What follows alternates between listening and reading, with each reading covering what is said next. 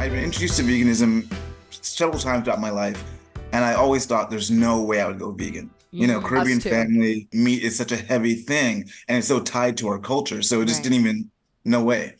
And then one day, I saw a video by Annette Larkins. I was at work one day, and she's 73, and she looks, 40 or 35, and she was vegan. And I looked up old vegans because I wanted to see if she was a fluke. I was like, is she a fluke? You're like, she's 102.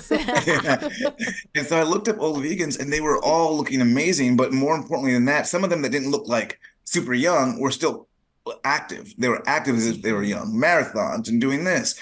So that day I made the decision I'm going vegan. That was it for me.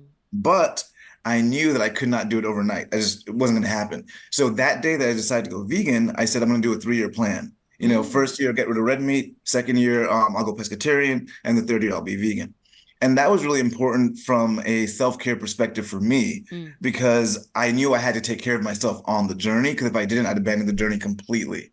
Right. And so that was sort of my first, that was my vegan journey, how I started. It sounds like you went vegan from a wellness perspective at first.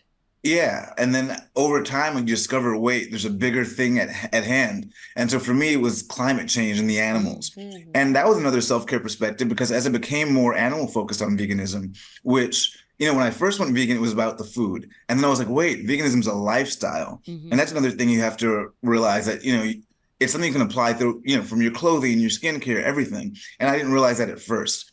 And so that process it made me more empathic towards the animals and empathic towards the planet, of course. And I thought that was just a great part of the growth of being vegan. So you became very outspoken about living in alignment with your morals and wellness, and you started a wellness channel. So tell us a little bit how you went from just transitioning to a vegan to actually starting up a brand. It was always important for me, because when I went vegan, I realized that for a lot of minorities, we weren't getting these messages. I felt lucky that I stumbled on these messages.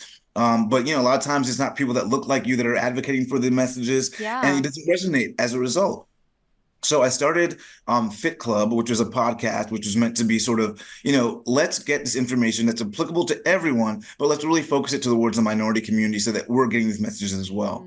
And that was kind of how it all began. And Fit Club now turned into a podcast called Wander Well, where I can really talk about a full 360 wellness sort of idea of how we should kind of go about living life and kind of find that balance. I love that. And it's so true. You don't really see, now we see more people of color talking about veganism, but in the beginning, in my vegan journey, I didn't. For me, it was one of those things where, you have these cultural foods, you're going to go back home for Thanksgiving, you're going to be with your family, you want to fully engage. So you don't want veganism to be a rejection of your culture. You don't want it to be a rejection of your family.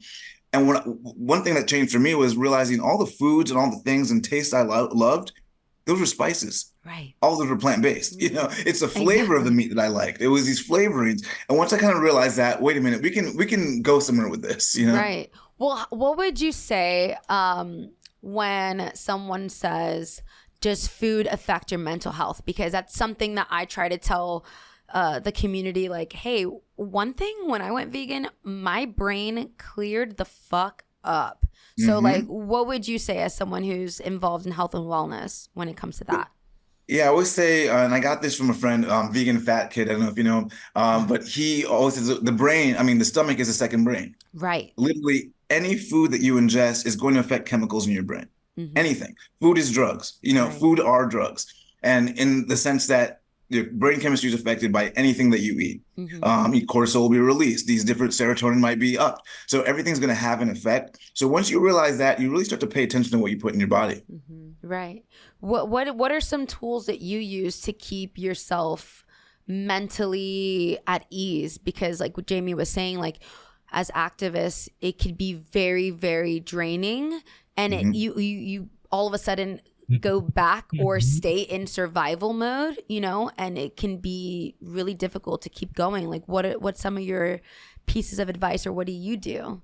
Well, number one is setting boundaries. I think we all have a sense of what works for us in terms of our emotional wellness. And so setting boundaries and having grace for yourself, because this idea of I'm fighting for something bigger than me, I have to keep pushing myself, can lead to this sort of guilt if you're not able to do that. Right. So you have to find a moment of grace and say, wait, I'm doing what I can. And in order for me to continue this fight, I have to be at my best. And so that was really important. The grace for myself, saying, I forgive myself for not going to this. I don't even have to forgive myself, but I will, because tomorrow another fight is going to be there and I have to be ready for that as well.